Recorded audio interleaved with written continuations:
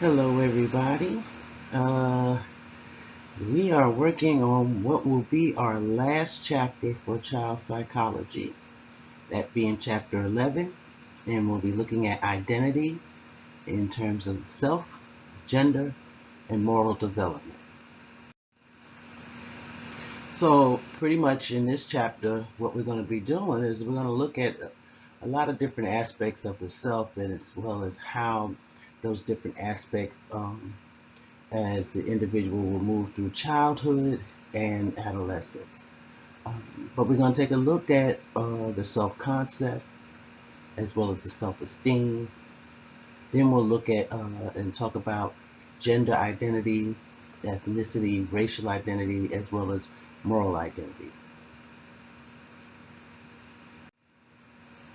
It is my hope that you will get a sense of what self is and how our self-concept is developed. We'll be looking at self-esteem starting from preschool all the way up into adolescence. We'll take a look at the LGBTQ plus community in terms of gender identity and how would children develop within this particular population. We'll then take a look at the ethnic and racial identity models in terms of adolescent development. And I know this is child psychology, but something that you can still find useful. And then, of course, we'll finally take a look at several factors that would help to explain moral development. All right, so let's start with self-concept and the development of it. The modern study of self really started back in the 1890s when William James wrote about two aspects of self, that being I in self and me in self. Building on these ideas, Cooley later came about and suggested that our sense of self would largely be reflected by how other people would see us, like if they were looking in a looking glass. So the first thing we want to talk about is the self-concept and culture. That being knowing how all societies, individuals would define themselves both in terms of their individualistic characteristics as in terms of as well as with the other relationship to others. But this ratio of person to social references is kind of different in terms of individualistic and collectivistic cultures. And we've talked about individualistic and collectivistic cultures. Remember, with individualistic cultures, which is mostly Western societies, the self is prominent. It's the more about me idea. Whereas you would think I am a wonderful, very smart person. I'm funny and hilarious, a caring person.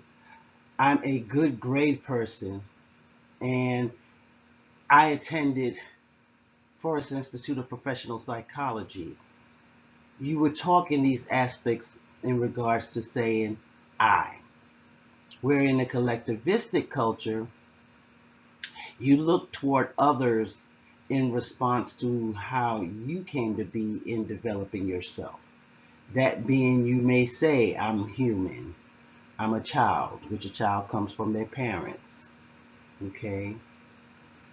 I'm my mom and dad's child. I'm my grandparents' descendant, and so forth.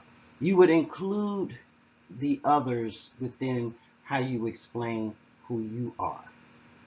So those are the two differences between individualistic cultures and collectivistic cultures. All right, so in terms of talking about development of self, here we're going to look at self in infants and toddlers. And the first thing we're going to talk about is the mirror self-recognition. Okay, and I have a video for you that would help to describe it. So I'm going to blank out while the video is playing, and then I'll come back again. So you're going to wind up seeing a black screen for me. Okay.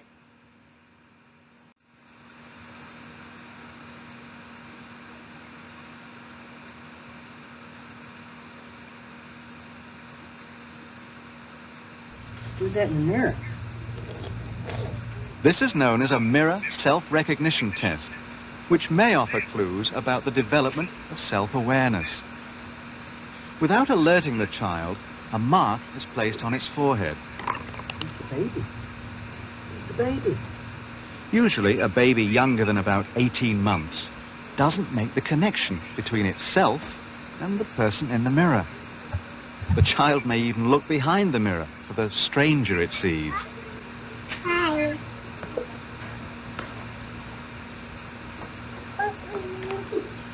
Hi.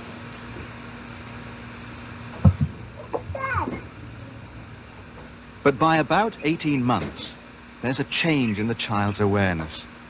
Now it notices the red dot and the link between itself and the image in the mirror.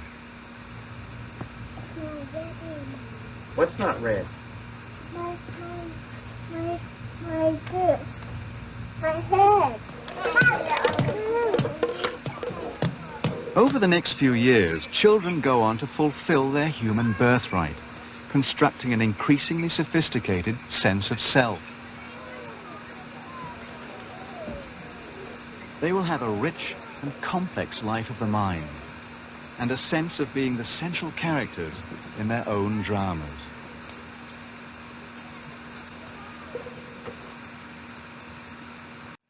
All right, so I'm back now, and hopefully that gave you a good idea. But just remember, the mirror self-recognition test was a test that's really from a classic experiment that was carried out to determine whether or not a toddler would have physical self-awareness. Cultural aspects of the age in which toddlers would develop this understanding and being able to recognize their own mirror image. So the toddlers raised in cultures that valued autonomy as well as individualism, they actually recognized themselves earlier than those from a collectivistic culture that valued relationships over individuality. In terms of talking about pronouns and the use of pronouns, that ability to be able to use both I and me and be able to correctly link it with the mirror self-recognition was determined with the developing sense of self, be that seen in both abilities during development based upon the middle to second year. So at that point, it would be daddy pick you up when it's talking collectivistically, whereas in individualistic, it would be daddy pick me up.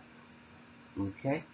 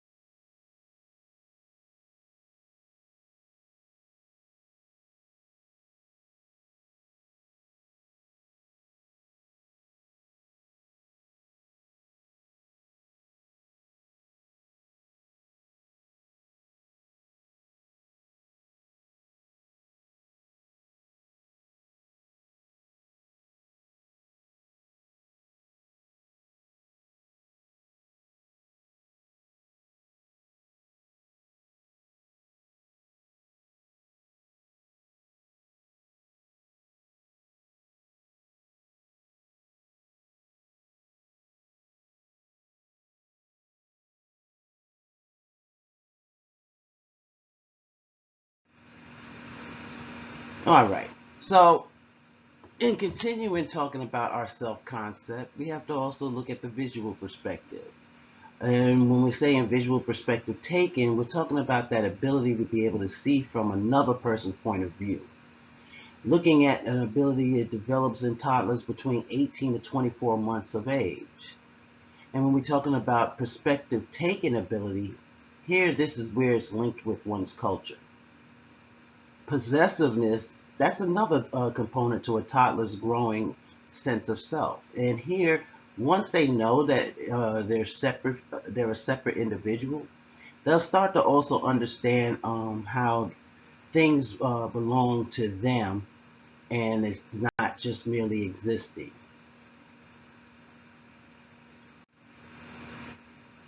Now, when we talk about preschoolers and their self-concept, we have to go back and think about Erikson. Here, think about it in the terms of a toddler's trying to become autonomous in terms of moving away from their parents and trying to become separate. And so for a preschooler, the self becomes tied to whatever that child can be able to do. That being the central issue of that stage for Erikson's initiative versus guilt.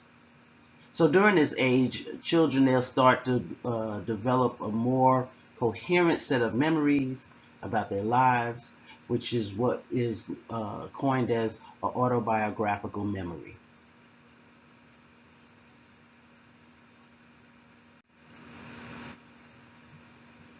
Now, when we talk about the autobiographical memory, it's developing or creating this sense of self over a span of time.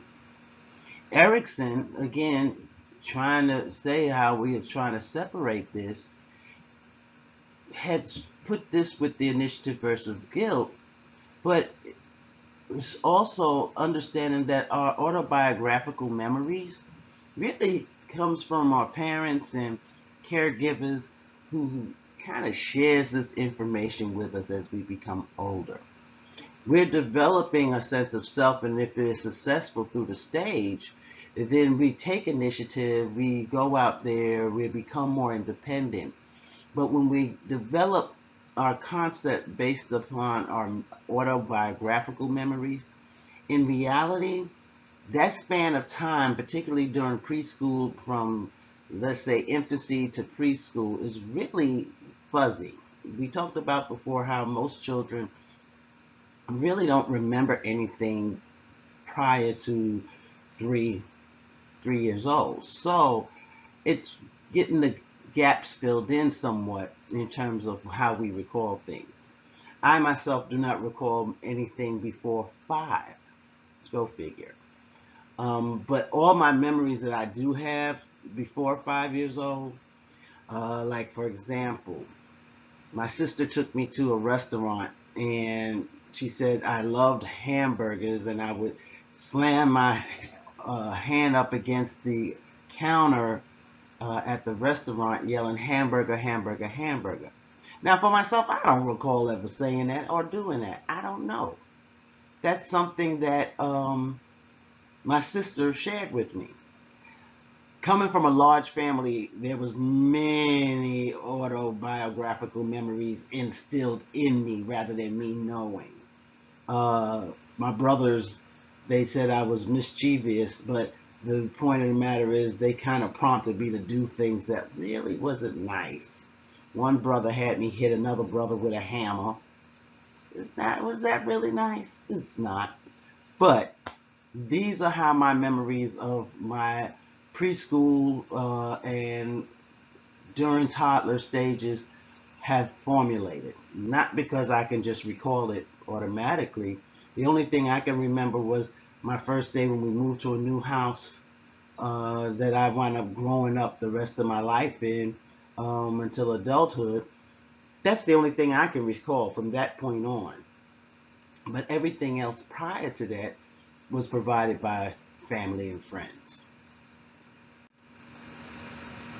All right, so now let's take a look about in terms of self in school-age children. As children enters middle childhood, they're going to become more able to think about themselves in a more complex type of way. And then they're able to start comparing themselves to others. This is where Erikson describes this developmental period as conflict of industry versus inferiority. Here at this point, we're looking at our inner states of how we start developing that sense of self. We start looking at how our peers are measured up against us. We look at our self-concept in terms of how we see life better than people who are younger than us. So you can imagine a 7-year-old saying, oh, the 3-year-old hasn't lived life yet. Ha ha. But just remember, this is based on industry versus inferiority. All right, so just to give a brief understanding in terms of self and when we become a teenager. Now, our physical, cognitive, and social changes will start to impact us during adolescence, and it reflects the changes within our self-concept, how we see ourselves. This is the time of identity versus role confusion, and pretty much, according to Erickson, it's that young person has to figure out and become more comfortable with who he or she is, but also start to think about the person they want to become as he or she moves toward from through adolescence into young adulthood. Most of the time, adolescents will start settling on a positive identity, one that's going to be approved by society itself and the community. But there are going to be times when the identity of an adolescent will be more of that of their parents or other adults that really people might not approve of. This is what's considered that negative identity.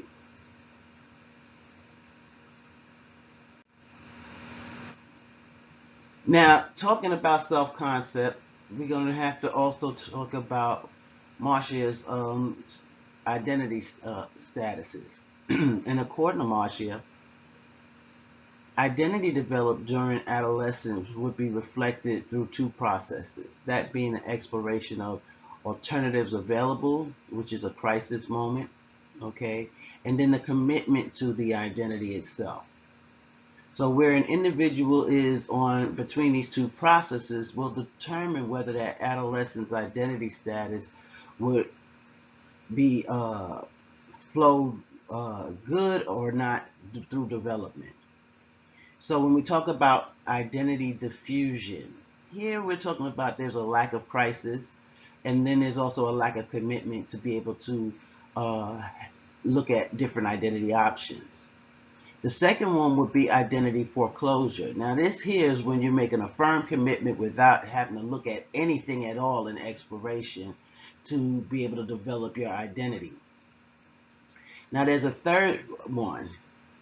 This is when we're talking about identity moratorium. We're actively looking at and exploring identity options, but there's no real commitment. And then identity achievement. Now we're looking actively at how we explore through alternatives. That being, the individual will now be ready to commit to one of the other possible identities that's available. All right, so more or less, our parents and our life experiences help to influence our identity. Teens are going to be more likely to develop a committed identity when they have warm and supportive relationships with their family and friends. And the relationships of their caregivers really will help to shape that identity because it allows a teenager to be able to see through support relationships of both parents, older family, friends, our siblings, how we should be in terms of who we are as a person. So identity development will occur in several different facets, that being in one's gender, our gender roles, our spirituality, the type of career we decide to go for. And then you'll have individuals that will change throughout their adult life. They start one place, and then as they get older and have more experiences, they may make adaptations or adjustments to accommodate and reconfigure their self-concept. because they've reevaluated how things were, and they're saying, well, this really is not me. Here's a great example of that. When I was young, I can say I was very timid, very isolative, didn't like to cause waves, so to speak.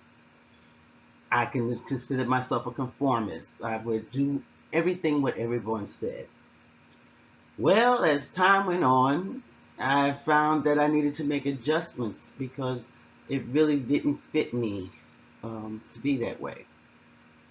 I developed a personality and a self-concept of feeling it's important to be real with others, to be authentic, to not hide what I have to say, that it's okay to speak my mind and to be able to speak it freely. Therefore, I made those type of changes through my life experiences.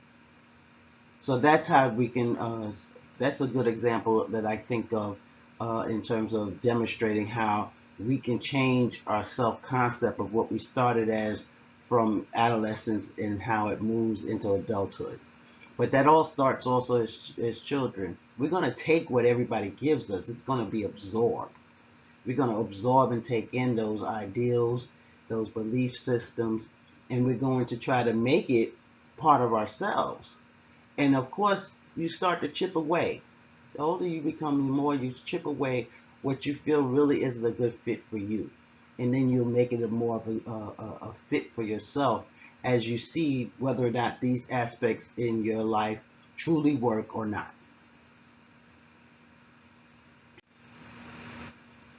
Now, we all go through this rite of passage.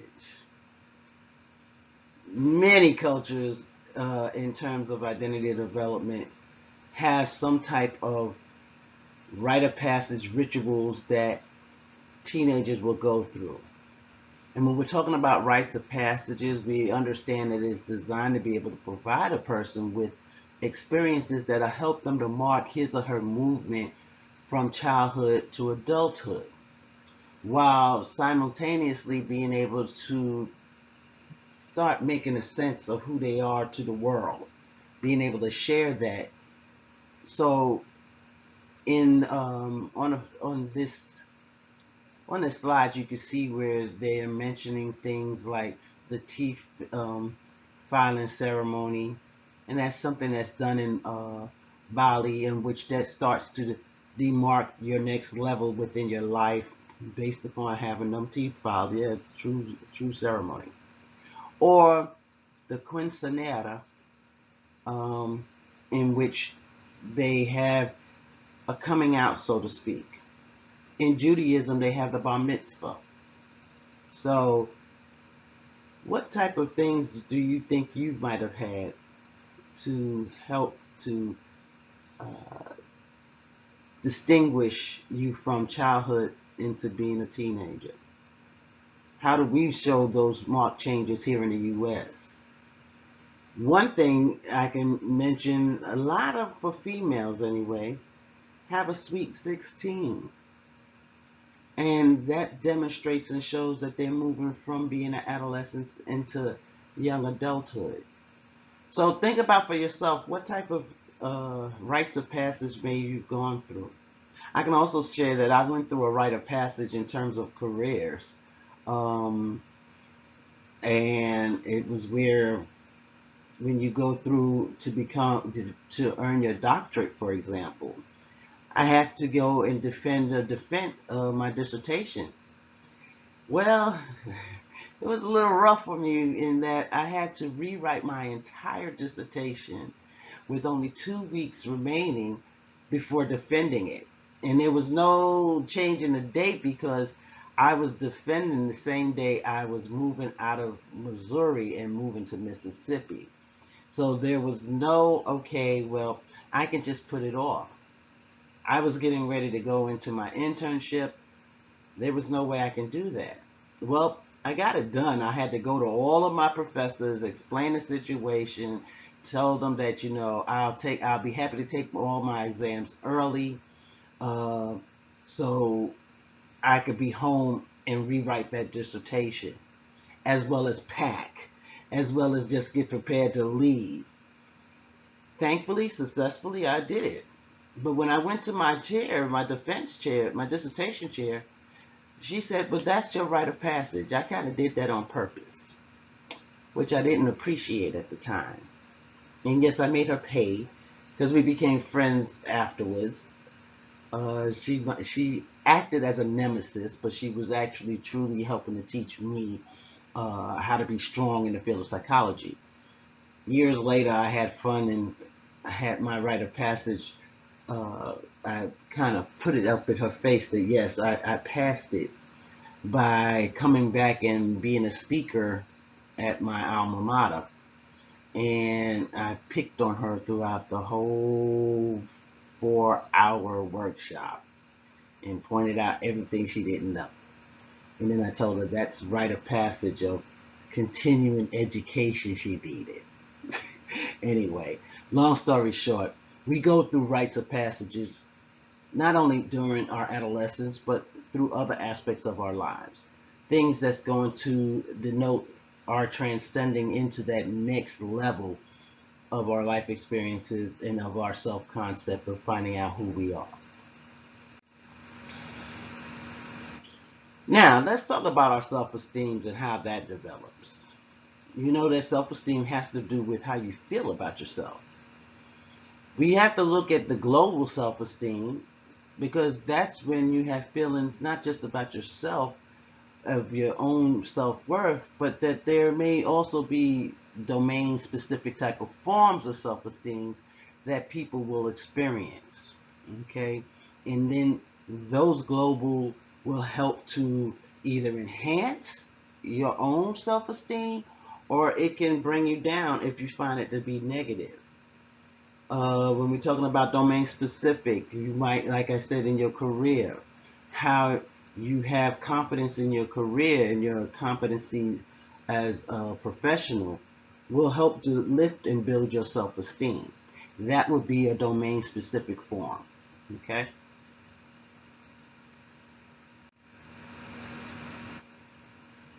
So how we develop our self-esteem starting in childhood, preschoolers, they really are not able to compare themselves yet to others. Doing social comparisons is not on the top of their list. But it will emerge during the school years. As children start to move from early childhood into middle childhood, confidence levels for them based on their abilities would actually start to decline. They're going to start second guessing themselves actually. A person with a high self-esteem basically have an association with a number of positive developmental outcomes, that being things that if they academically are doing well, if people like them and they have many friends, this will help to boost. These are those type of positive developmental dynamics that would help to increase one's self-esteem. But then there's also low self-esteem, and that comes with negative ones. So here we're talking about, like I said, I was a timid individual when I was younger. A lot of that was attributed to I didn't have many friends as a kid, from middle childhood. Actually, I got bullied and picked on a lot. So when I was younger, I had low self-esteem. I doubted everything that I did. As I got older, it was where I had to just learn to deal with it. Academically, I always knew that I had the capabilities, but because of peer pressure and other things, it was a struggle for me to believe in myself, even academically. So those negative aspects, like the bullying, really put my self-esteem on the low end. As I got older and became more assured of the things that I was doing, I was able to start building up my self-esteem at that point.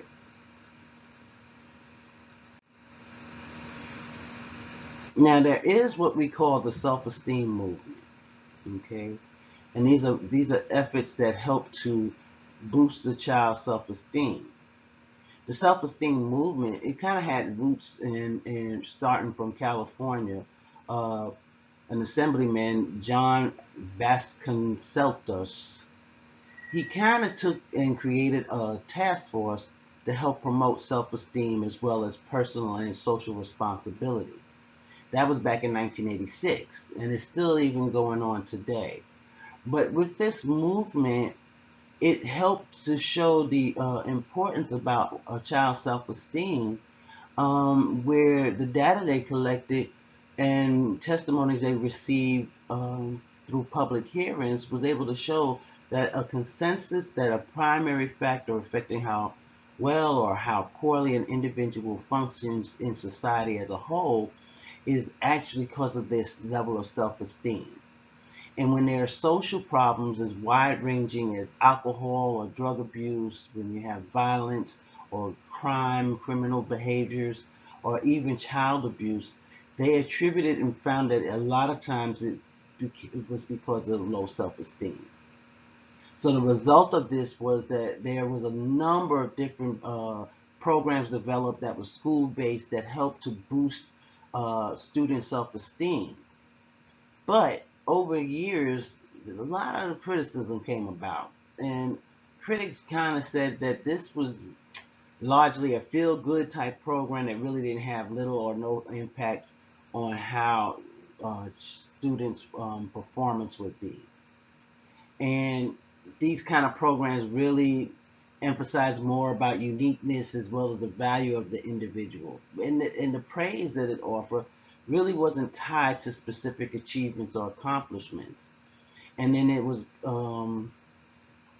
not as specific as saying strictly toward academic performance.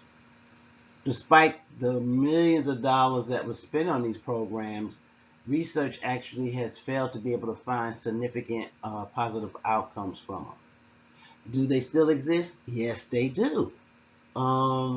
In some other type of ways and fashions that we will talk about. But I can say in high school, like I told you, I had a colorful life. But during high school, my self-esteem and building process actually went more toward a negative turn, because I said if you can't beat them, join them mentality is what I gained. And instead of being bullied, I became a bullier. So I bullied people, more or less. I went to the bullies and bullied them, and gathered strength as I found myself. Like the first day of high school, I found out who was the known bully and person who picked on everyone and everybody, and female gender, of course. And I went and fought her. I'm not proud of that today, but that's what I did in order to feel confident enough to make it through high school and not be bullied. I went and got into fisticuffs with the bully. And we later became friends, thankfully. I haven't seen her in years, but I explained to her why I did what I did later on, and she kind of understood. But because of that situation, I got automatically put into this program called the Spark program. And the Spark program was being able to help students become more aware of themselves and understand their consequences and actions, that actions lead to certain consequences, and how to build up your self-esteem and your self-worth. Did it work for me? I think it did. I can't say for sure, but those programs do exist, and they still exist on certain levels even today. So just remember that the self-esteem movement is that idea that how to take people that wasn't handling everyday situations well, who demonstrated low self-esteem. It was put into place to help them to build their self-esteem. A lot of the school programs did work toward helping adolescents and kids build their self-esteem, but they didn't see it to improve academics, as well as they felt achievement creates self-esteem, not the reverse. Um, and then that, children base their esteem more on actual achievement rather than on empty praise. You want to know the people are actually seeing you is what that statement's saying, not just saying, "Oh, great job," and okay, great job for what? What did I do for a great job? Pointing out the particulars, the actions that we do, and understanding those actions and knowing that someone can validate those was what would actually lift your self-esteem.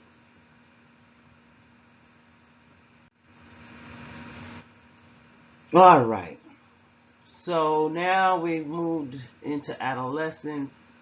That transition in early adolescence is really notorious for uh, being a difficult time for a teen in terms of self-esteem. What we're looking at here is how the physical, the social, and environmental factors really plays a big part in a way that's going to be challenging for a lot of different adolescents. Like I mentioned, peer pressure is one thing, dealing with bullying today, wanting to be liked by others. These are all different facets that kids have to go through. And particularly, there's the cognitive changes in adolescence that we also have to look at that might affect how one's self-esteem is. When you have a teenager that's able to think hypothetically, they're more abstract, it allows them to be able to think not only about their real selves, but also the characteristics, that they would want to have, the ideal selves. And so with that, a lot of teens, they might negate or decline typical occurrences during that early adolescence that's going to be followed up by a recovery or self-esteem that would trend to remain stable throughout the remainder of their adolescence into adulthood. Now, there are important differences in self-esteem that's going to be based on more contextual factors like our gender roles as well as our race and ethnicity that has to also be considered and observed.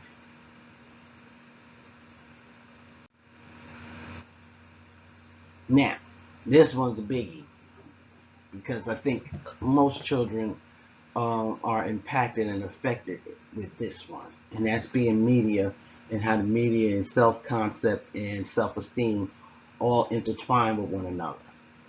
Because media is another important influence, whether we like it or not, in our development of a self-concept and self-esteem.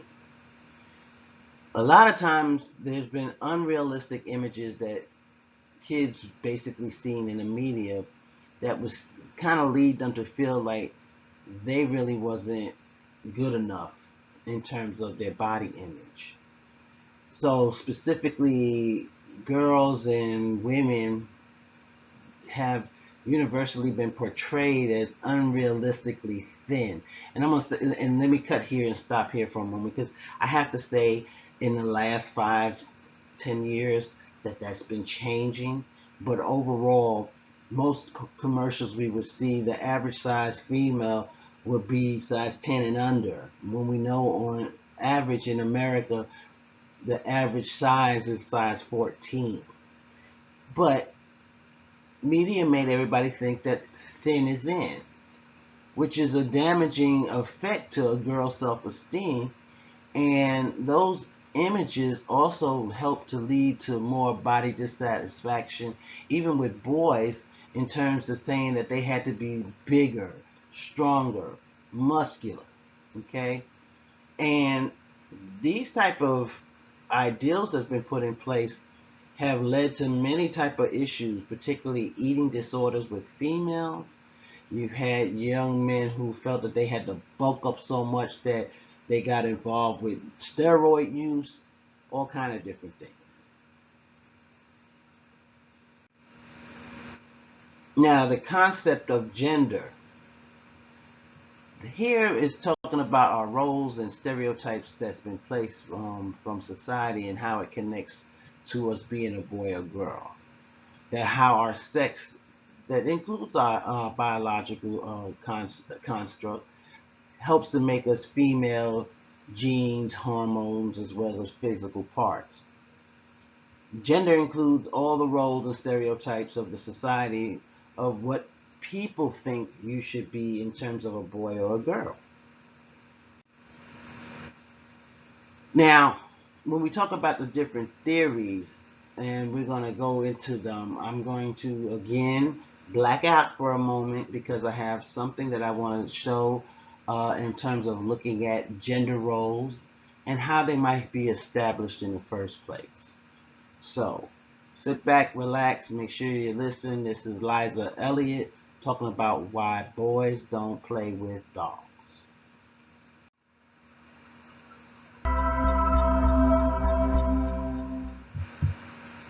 Let me just talk just briefly about toys, because I think if there's one thing that gets parents thinking these differences are hardwired, it's when you see the different things they opt for. And so a lot of parents will say, oh, I tried giving my son a doll and he just wasn't interested, or he started throwing it around or something.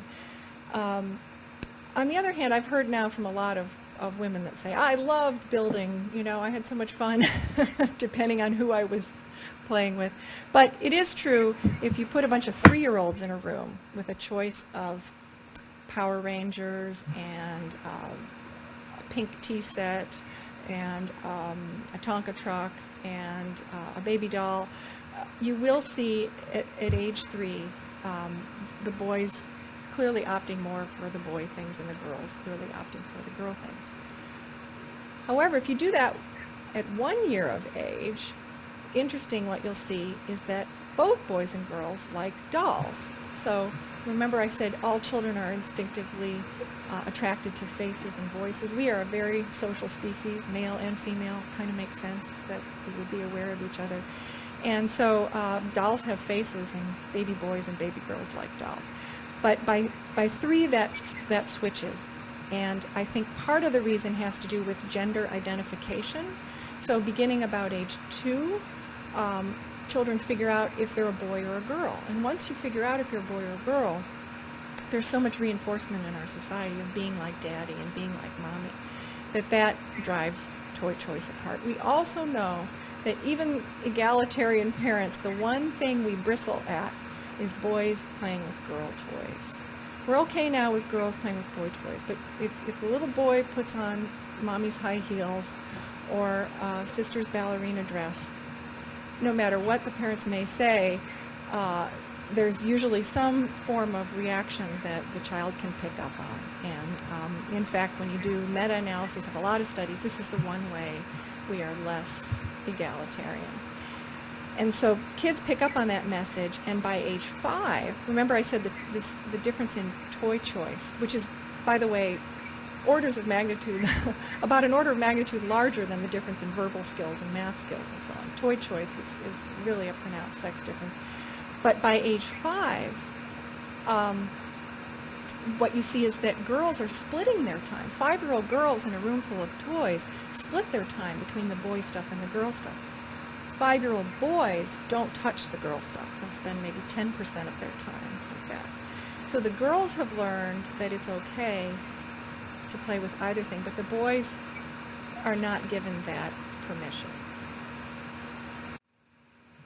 Okay, so as you saw in the video, Dr. Elliott, she was talking about how when we start out, we don't care what type of toy it is. We like to play with any kind of toy.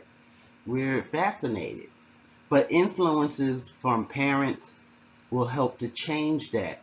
And what is anticipated and expected for girls to use will be more imparted onto a girl.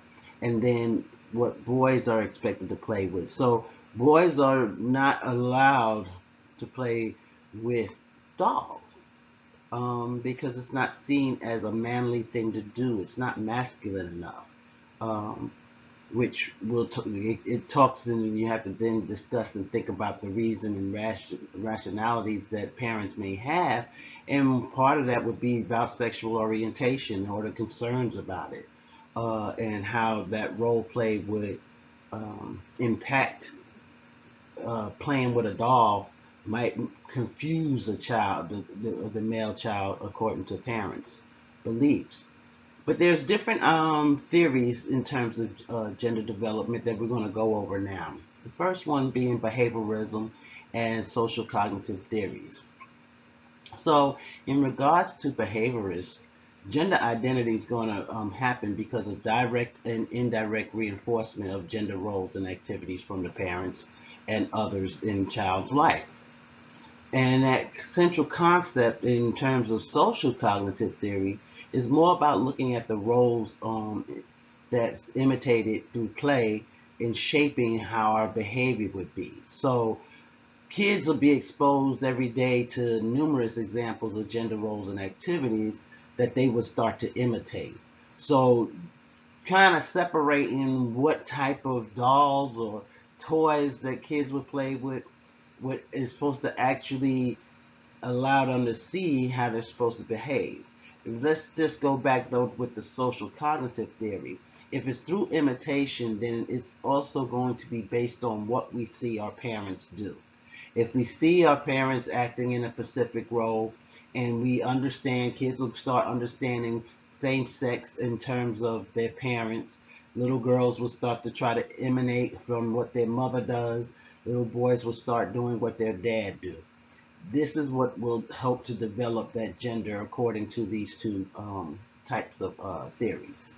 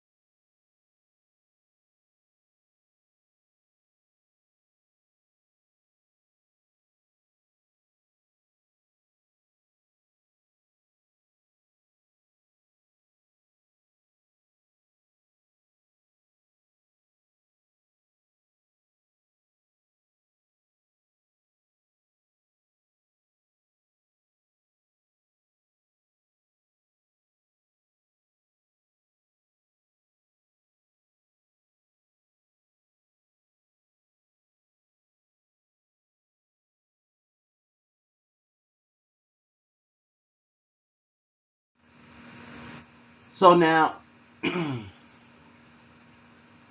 here we're also going to look at the cognitive development theory. Kohlberg, he felt that children's understanding of gender really goes through several stages as they mature.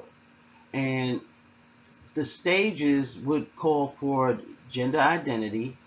Am I a boy or am I a girl? And this is really going to happen around age 2. During this stage, children will start to identify their gender, but their concept of gender really is going to be an external appearance, so to speak, of what they're seeing. In that second stage, where it's called gender stability, now this is starting around age 3, and this is where children will start seeing that their gender is going to be a constant. It doesn't flip-flop or change. They understand that they're a boy in some sort, according to this theory. In the third stage, now we're looking at what's called gender constancy.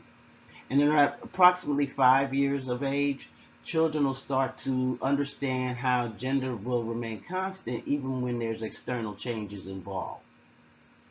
So as Dr. Elliott had mentioned, where girls, they might split their time and start playing with both masculine type toys and feminine type toys, but boys tend to stay only toward the masculine. This is where we're talking about gender constancy in the terms of boys have now set in their mind that these are the things that they have to do. Okay. Now, another theory that's been discussed is the gender schema theory. And this is when we're looking at how there's more than just someone being a male or female. This also is including all things that would make a person connect with their gender, like expected behaviors or abilities, as well as what type of occupations that they might move through.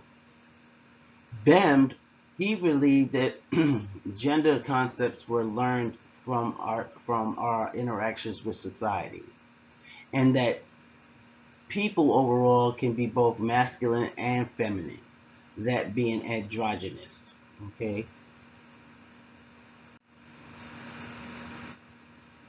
The next theory we're going to look at or discuss briefly would be gender self-socialization model. Now, this is an approach to gender identity that's kind of based on each individual's own ideas of gender consistency and pressure. The gender self-socialization model kind of eliminated any predefined characteristics of what masculinity or femininity or androgyny would be. Rather, this particular theory is going to look more at how children and teens, they kind of in their own way and experiences take these ideas of what gender constancy and pressure would be. Tobin and company back in 2010 kind of described gender identity as how one's thoughts and feelings about belonging to one's gender is the main emphasis. And it describes 5 dimensions of gender identity.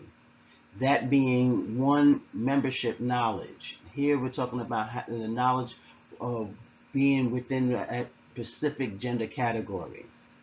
And then you have the second one, which is gender connectedness, contentedness, excuse me. Here, how happy am I with who I am as a person? The third one will be felt pressure of gender conformity. This is where it's looking at those expectations that's experienced from self as well as others to kind of living through gender stereotypes, so to speak. And then you have the fourth one, which is going to be gender typicality. Those self-perceived issues that's similar to others that's going to be of the same gender. Then there's the fifth one, gender centrality.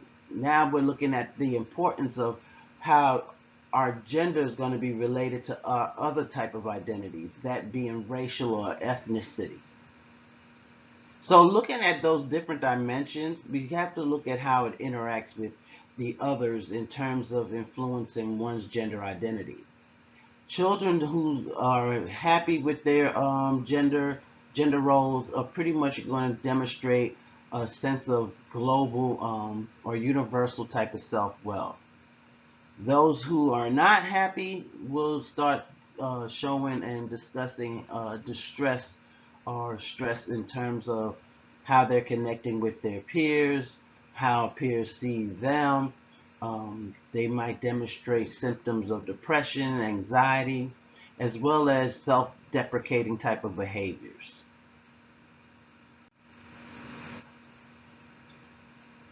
So now we talk about a population that, for a lot of parts, I think society in a whole still struggles with. There's a level of tolerance rather than true acceptance, and that's going to be the LGBTQ plus community. And here we're talking about how the different experiences that kids may have experienced of discrimination and problems, and what they're going through in terms of how they have to develop their identity as a person of the LGBTQ plus community. So Levine breaks it down a little bit in terms of the lesbian, gay, bisexual, transgender children and teens. And first looking at sexual orientation in terms of how it's a sexual attraction, that being the same or to opposite peers. So for first lesbian, gay, and bisexual children, here there was research conducted by Savin Williams back in 2014 that demonstrated how sexual orientation is considered to be on a continuum rather than a category. Adults who identify as gay or lesbian, they often, recall how it started for them, how they felt in terms of where they seen differences of themselves in terms of same-sex peers sometime during their childhood. We also have to take the consideration about sexual exploration during adolescence and how it's really not common for those of the LGBTQ plus youth, and how it really confirms their identity. Because it hasn't been a common, it's been where it's that taboo area where you shouldn't feel these type of things, and being expressed that these are choices you're making and that these choices are wrong. Where we've talked about earlier in the semester how we now know that there's more of a genetic and biological component that proves that it's a little bit more than just someone making a choice. But once younger people have settled on a sexual orientation, it's how they have to go about integrating this sexual orientation to connect to their identity. And that can involve having to share their sexual identity to others. With the LGBTQ plus youth, there's many different facets of the world in which they are at risk, and the unfortunate truth is it can have a negative outcome of coming out, and those type of negativities can be bullying, harassment, unacceptance from others, being hurt, violent behaviors have been demonstrated.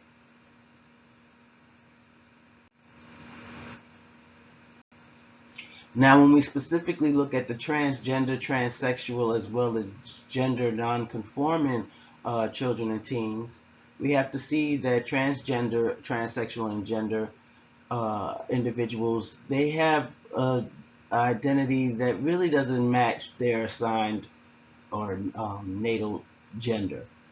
So now we have to look at how, for transgenders, this is indicative of identifying with a gender that's other than your natal self, and how people take that. Someone who's transsexual, here this person may have to plan out to become the other sex, and possibly, but not always, would have to include hormonal or surgical interventions to make that transition. Gender nonconforming basically is used for those people who really do not see themselves or conform to any specific gender norms that being male or female. Now, I want you to also understand what the term cisgender means. This is used to indicate those people who identify with their natal sex, such as I'm cisgender. I see myself as female, so it matches my female body parts. Okay. Being transgender, though, is no longer being considered a disorder because once upon a time, the Diagnostic Statistical Manual did see homosexuality um, as being a psychological disorder. And in the DSM-5, there is a diagnosis for gender dysphoria. But this is made only in the event that a person is so distressed about his or her variant type of gender identity, not because they are transgender, but they struggle with how they have to cope and live with others because of it. So now let's take a look at ethnic and racial identity. Here, this is where a person's attitudes toward the racial and ethnic group that they feel about of their own background. Although there's been some overlap between the terms ethnicity and race, generally speaking, ethnicity is referring to a group of people that have a nationality or a culture in common, while race is actually looking at the physical characteristics that makes it different between groups of people. So kids are aware about differences in one's appearance, and it doesn't necessarily mean that it's an identity of people of race for them until they're around age 4 or 5. So after they become aware of their racial and ethnic categories, then they're able to self-identify with groups to which they feel they belong. This happens approximately ages 6 to 8. And then they start to be able to understand that these differences are going to be based on biological features as well as social features.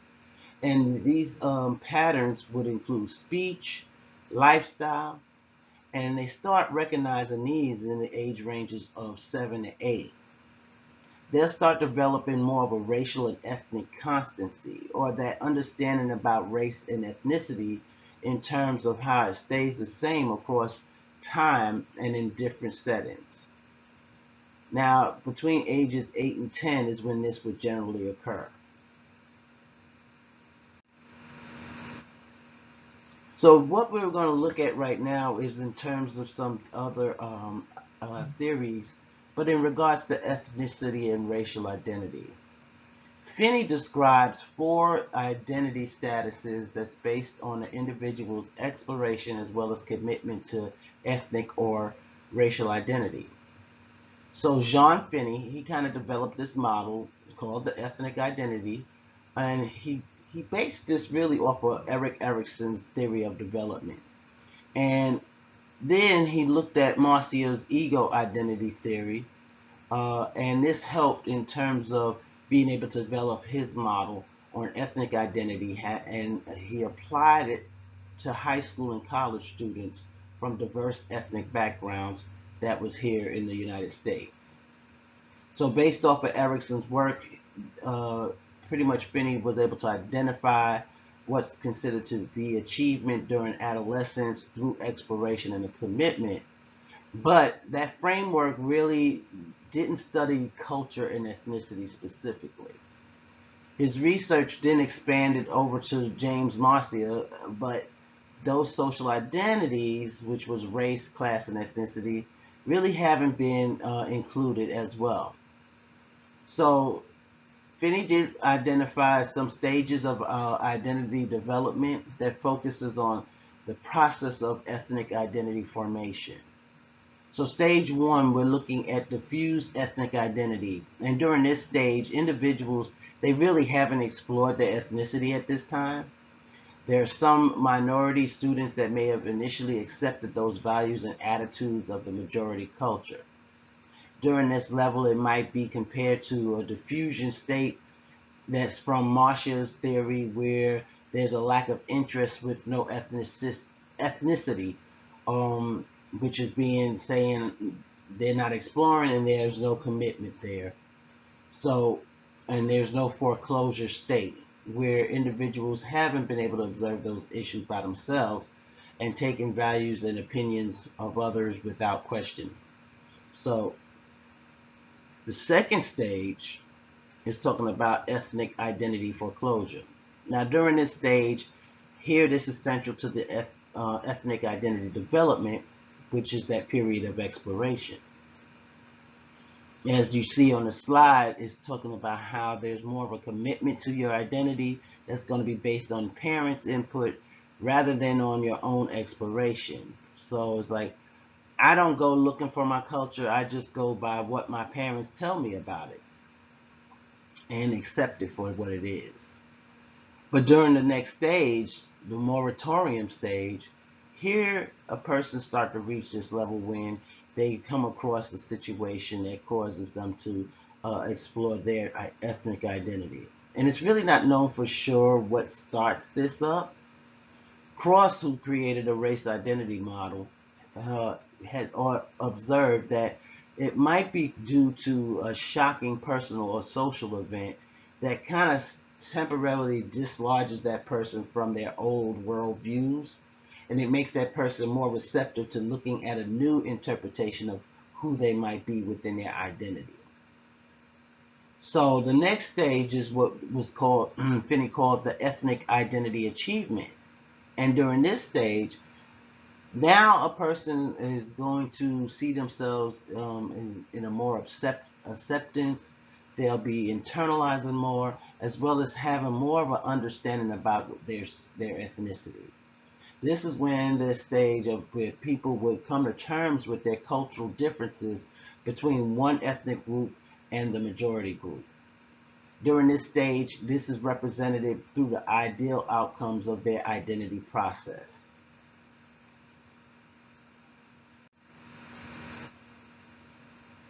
All right, so now let's look at our morality.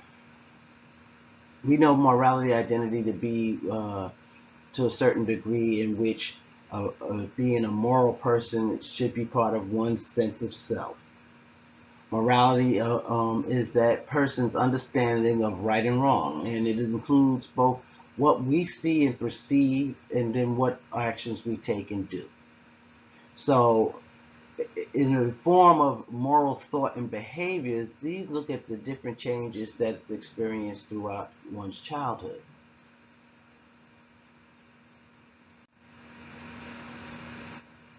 So let's look at the role of environment to one's moral identity. Children's moral judgment and moral behaviors are going to be influenced through several different facets from the environment in which they grow up. They have their parents, they're going to have their peers, they have the media, and all of this will affect the way a child would think about what's right and what's wrong. And they'll look at whether or not through direct or indirect type of coping strategies and mechanisms and dynamics. According to behavioralism, a child's morality is going to be shaped through conditioning.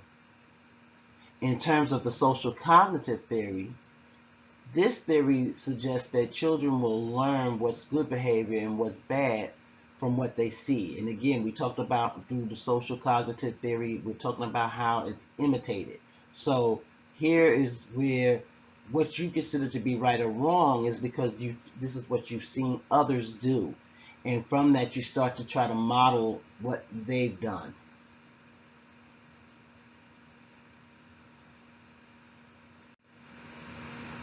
Now the role, as we continue talking about the role of cognitive development, we have to also look at how cognitive theories, there's been a link of development for moral thought in terms of development of thought in general.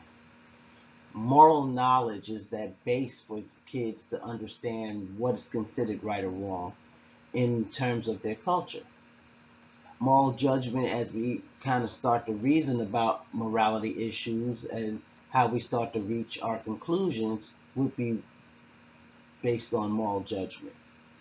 Moral judgment will change along how we develop and grow cognitively, because we'll start to experience and see things differently. Now, Y'all hadn't heard Piaget in a few weeks, so let me bring Piaget back into the picture. He felt that before the age of 4, young children was within what we call the pre-moral stage of development, and they're not able to consider issues in terms of morality. And basically, he suggested that moral thought of children that spanned it from ages 4 through 7 is really a heteronomous morality, being that stage, young children, they're going to base judgment on what the adult says and what the adult believes. And this is going to be the law. Approximately at the ages of 7 or 8, children will start to generally move into what is known as the autonomous morality. And that's being, they're going to be more aware about rules, and they'll understand, and there'll be a realization that they have to start adhering to these rules to be able to maintain interactions with others.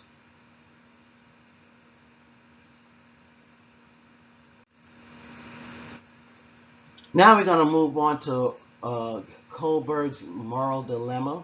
Of course, I have another video, and yes, I'm going to go black again in this the little video box. But please take a moment to watch, and then I want you to think about the responses and how you might have handled the situation. Heinz's dilemma. Heinz's wife is dying because of a special kind of cancer.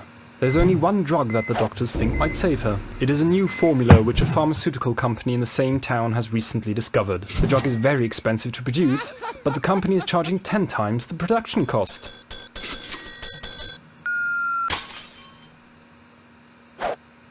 Heinz goes to everyone he knows to borrow money, but he can only collect half of what the drug costs. He tells the CEO of the company that his wife is dying and asks him to sell it for less so if he could pay at a later time. But the CEO refuses. He can make no exceptions. The research had been very expensive and the company needs to turn in a profit. What should happen next?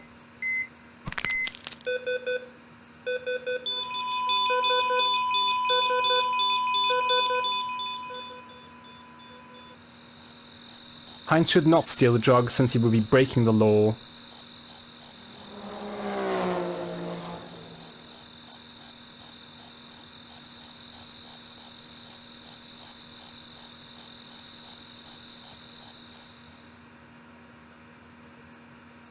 We're going to make another choice.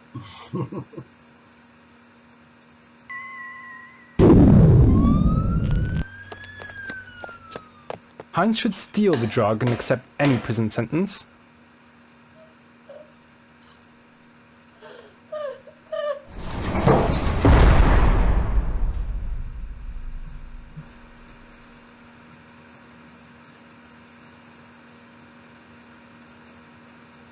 And there'll be the third choice.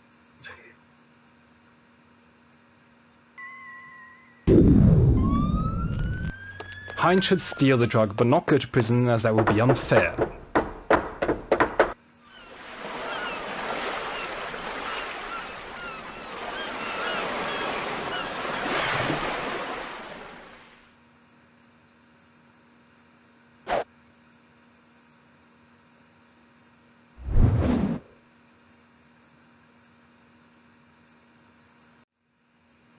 So what do you think Heinz should have done? Your answer will help us to understand, and you saw where it mentioned whether there's pre-conventional, conventional, or post-conventional. We're going to look a little further and deeper into Kohlberg's stages on the next slide.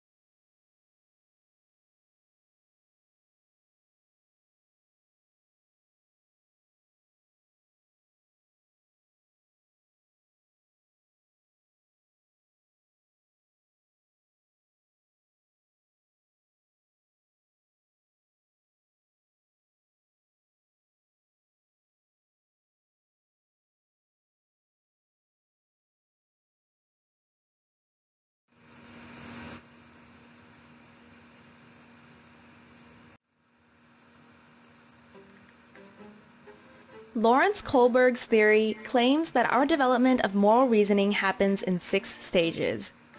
The stages themselves are structured in 3 levels: pre-conventional, conventional, and post-conventional.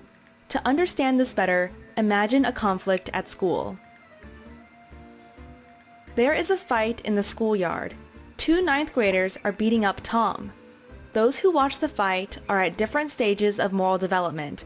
Let's see what they do and how they justify their behavior.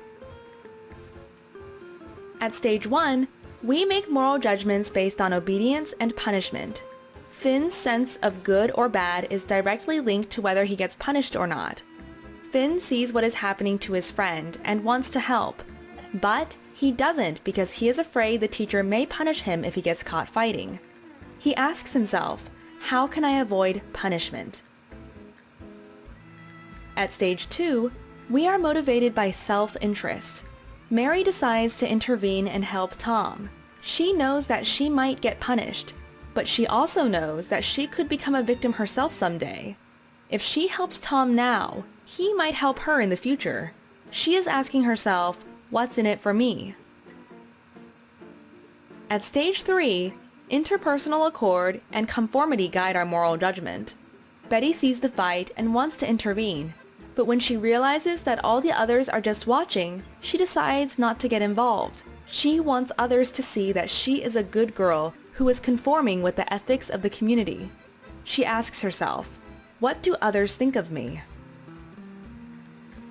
At stage 4, we value authority and want to maintain social order.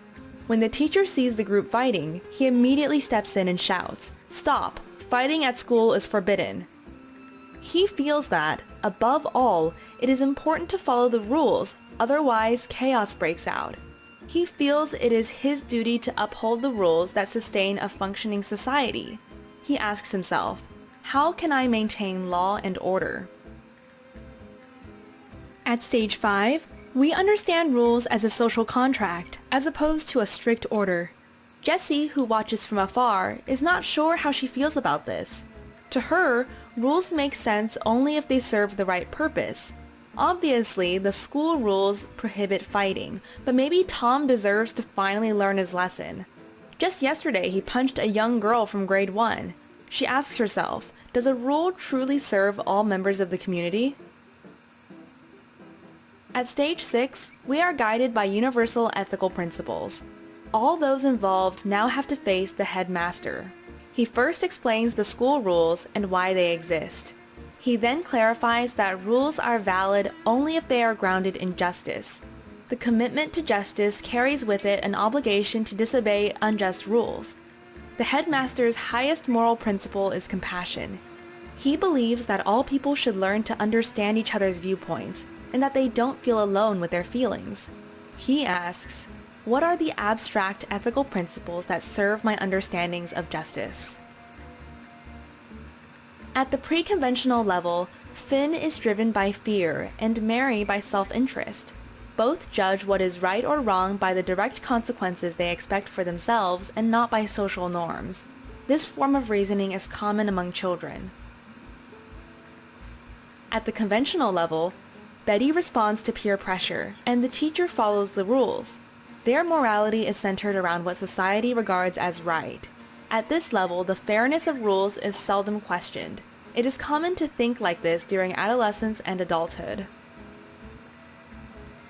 At the post-conventional level, Jessie knows that things are complicated because individuals may disobey rules inconsistent with their own morality. The headmaster follows a universal ethical idea, at complete disconnect with what society thinks or the rules say. To him, everything is solved through compassion. The right behavior, in his opinion, is therefore never a means to an end, but always an end in itself. Not every person reaches this level. The American psychologist Lawrence Kohlberg based his work on Piaget's theory of cognitive development. In order to confirm his theory of stages of moral development, Kohlberg interviewed boys between the ages of 10 and 16. He analyzed how they would justify their decision when confronted with different hypothetical moral dilemmas.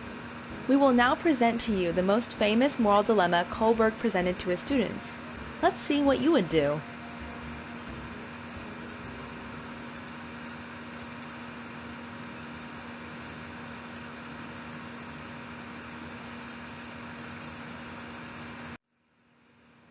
And we've already gone through Heinz dilemma, so you don't have to worry about hearing it all over again. But it's things that I just want to make sure you remember, that with pre-conventional, we have two stages, that being obedience and then self-interest. Then we're looking at during the conventional stages, we're looking at the third stage of interpersonal accordance and conformity. Fourth stage would be authority in maintaining social order. Again, with the post-conventional, you're then looking at the fifth stage, social contract, and the sixth stage, universal ethical principles. So make sure you do read up on Levine's discussion in your textbook. But I felt that this would give a better understanding. I'm a visualist. I love visual aids to help me to gain an understanding of it. So hopefully that helps.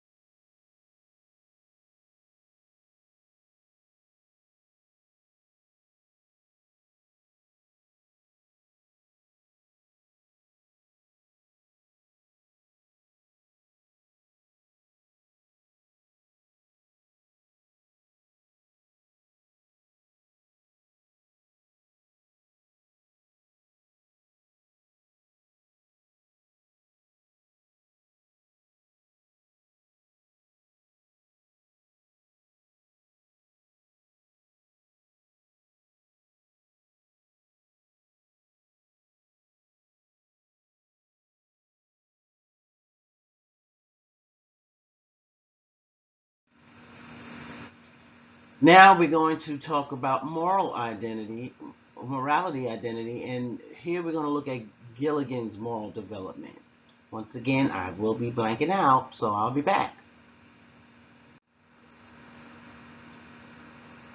A community of moles give shelter to a homeless porcupine. The moles, however, are constantly stabbed by the porcupine's quills. What should they do? This scenario was used to aid in the development of a theory that argued women and men may have differing paths to moral development. This lesson will introduce and apply that theory, developed by Carol Gilligan. The field of moral development encompasses prosocial behavior such as altruism, caring, and helping, along with traits such as honesty, fairness, and respect. Many theories of moral development have been proposed, but this lesson will focus on the specific theory proposed by psychologist Carol Gilligan. Gilligan was a student of developmental psychologist Lawrence Kohlberg, who introduced the theory of stages of moral development. Gilligan, however, felt as though her mentor's theory did not adequately address the gender differences of moral development due to the fact that participants in Kohlberg's study were predominantly male and because his theory did not include the caring perspective. Gilligan argued that males and females are often socialized differently, and females are more apt than males to stress interpersonal relationships and take responsibility for the well-being of others. Gilligan suggested this difference is due to the child's relationship with the mother, and that females are traditionally taught a moral perspective that focuses on community and caring about personal relationships. Gilligan proposed the stages of the ethics of care theory, which addresses what makes actions right or wrong. Gilligan's theory focused on both care-based morality and justice-based morality. Care-based morality is based on the following principles. It emphasizes interconnectedness and universality. Acting justly means avoiding violence and helping those in need. Care-based morality is thought to be more common in girls because of their connections to their mothers. Because girls remain connected to their mothers, they are less inclined to worry about issues of fairness. Justice-based morality is based on the following principles. Views the world as being composed of autonomous individuals who interact with another. Acting justly means avoiding inequality. Is thought to be more common in boys because of their need to differentiate themselves and their mothers. Because they are separated from their mothers, boys become more concerned with the concept of inequality. Returning to our mole porcupine scenario, researchers found individuals approach the problem with two perspectives, justice-based morality or care-based morality. Gender differences were also evident. Individuals with a justice-based perspective tend to see any dilemma as a conflict between different claims. The moles want one thing, the porcupine wants something incompatible. They can't both have a valid claim on the burrow, so only one of them can be right. A solution to the dilemma is not a resolution of the conflict, it's a verdict, in which one side gets everything and the other side gets nothing. The care-based perspective approaches the problem differently. Rather than seeing all the parties as separate individuals with their own valid or invalid claims, it sees them as already in a difficult situation together. If there is a conflict between them, that is part of the problem. The point is not to decide the conflict one way or another, but to find a way to get around it or remove it. This perspective starts from the particular case and the actual people within it, and hopes to find a solution that will not damage anyone. It will be ready to embrace compromise and creative solutions. Researchers have found a tendency for males to adopt the justice perspective, and for females to be more likely than males to adopt the caring perspective. Like Kohlberg, Gilligan proposed 3 stages in her ethics of care theory: pre-conventional, conventional, and post-conventional. Within each stage, there are goals and specific transition points that move the individual through the stages. Gilligan suggests that these transitions are fueled by changes in the sense of self rather than in changes in cognitive capability. During the pre-conventional stage, the individual learns to care for oneself. The goal is individual survival. The transition is from selfishness to responsibility toward others. In the conventional stage, the individual internalizes norms about caring for others and tends to neglect oneself. The goal is self-sacrifice. The transition is from self-sacrifice to the truth that the individual is a person and should be cared for too. The final stage, post-conventional, is the point in which an individual becomes critical of the conventions they adopted in the conventional stage and learns to balance caring for self with caring for others. The goal is a principle of nonviolence. Do not hurt others or self. Moving away from our mole-porcupine example, let's explain these stages through another scenario. Two friends, Amy and Ella, are playing at recess when a bully approaches Ella to start a fight. In the pre-conventional stage, Amy might run away, leaving Ella behind, because she is concerned with her safety and worries about getting in trouble for fighting at school. In the conventional stage, Amy might start fighting the bully herself to protect her friend, neglecting her own safety for her friend's safety.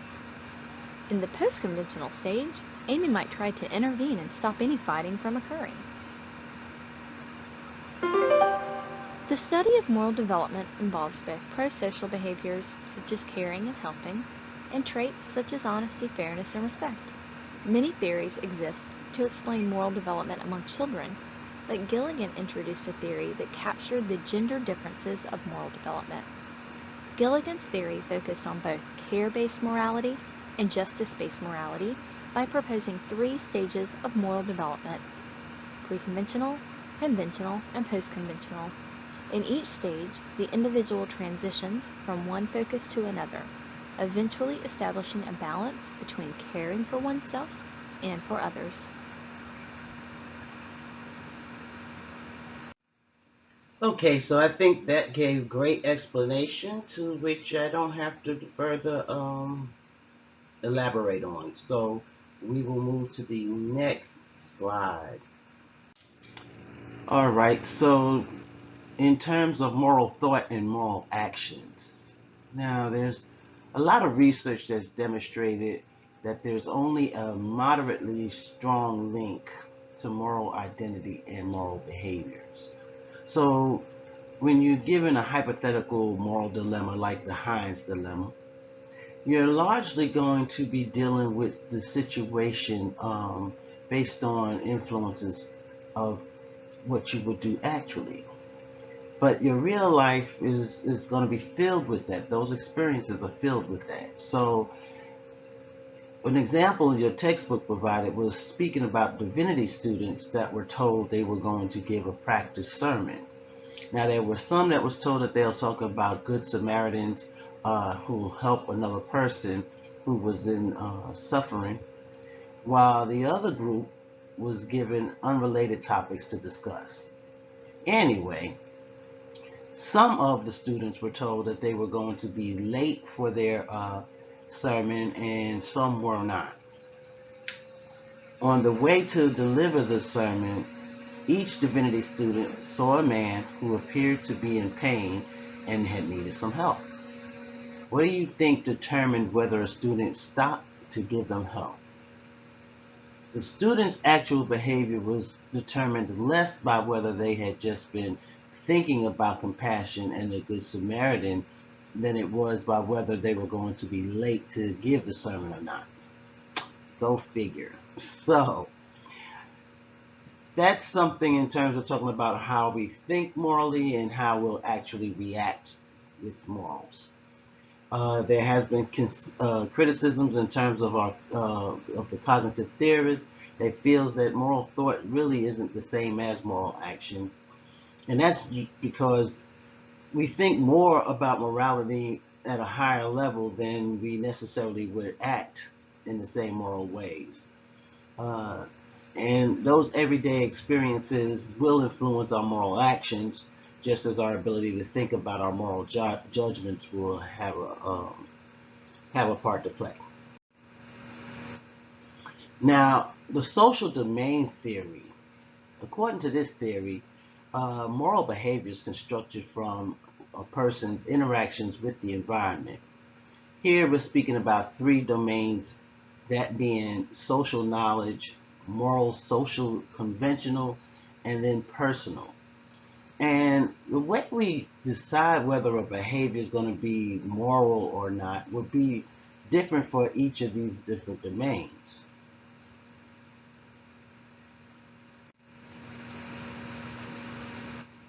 Now, in the terms of role of emotional development, here we're looking at how emotions will enter into the development of morality through one's guilt or through our conscience. And there's pretty much two basic aspects to emotional response, that being pro-social behaviors, and that's those actions that would help to support others, as well as empathy and sympathy. Now, anger is one of those emotions that has the opposite effect, and it leads to more of those antisocial type behaviors.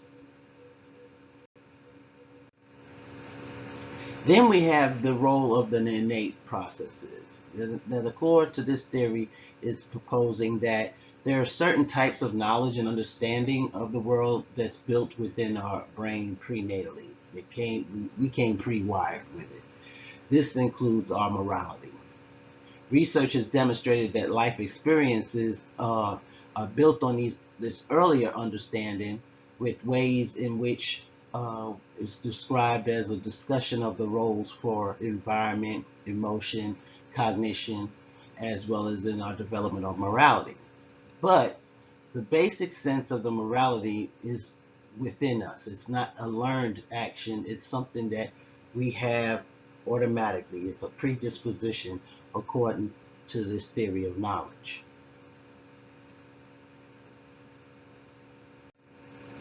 Finally, we're going to take a look at promoting moral development.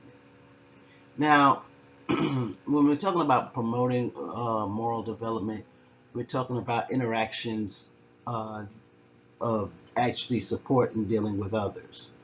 Service learning, that's a program that was created in which children provide community service, and then they reflect upon these experiences that they learn from them. So social learning programs have been used as early as kindergarten and on through adolescence, and research has been able to demonstrate that these programs have shown that participants increases their moral awareness, their level of empathy, have more understanding, they become more altruistic, they're giving, loving, and caring. It's an essential, however, that these programs provide opportunities that would help to structure these type of reflections and be a guide for a child's level of thinking in terms of when we talk about ethical issues and morality issues, as they're going to be learning from these.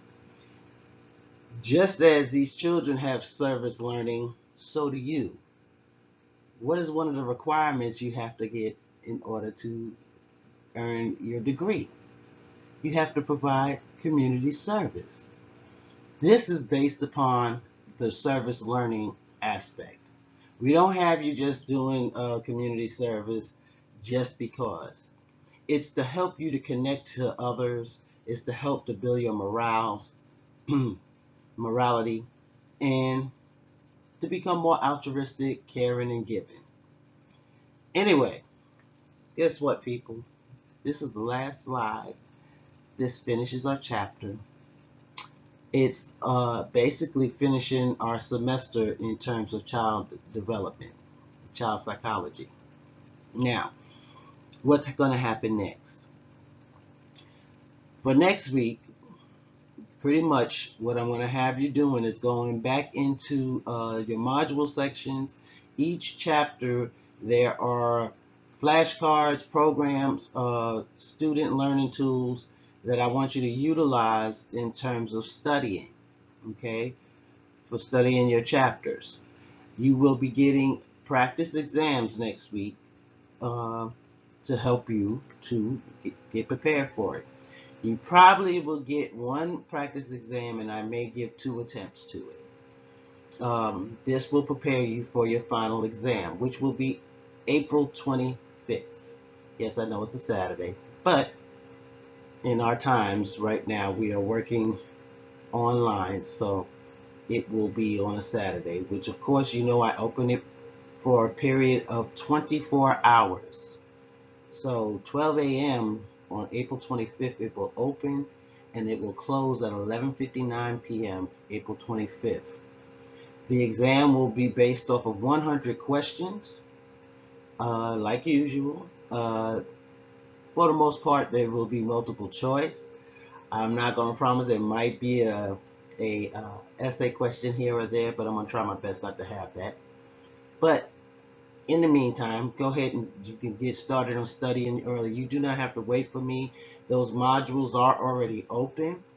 Your assignment for this week, you have about 14 questions to answer. So I ask that you please do answer all the questions and make sure you get it in by Friday. If you have any questions, any concerns, feel free to send me a message in the inbox. I will be happy to answer those questions for you. Other things that I think might be helpful in terms of review, I will post and then provide an announcement. On that note, folks, I hate that we didn't get to finish our semester face-to-face. I did enjoy our commentary. I enjoyed our interactions.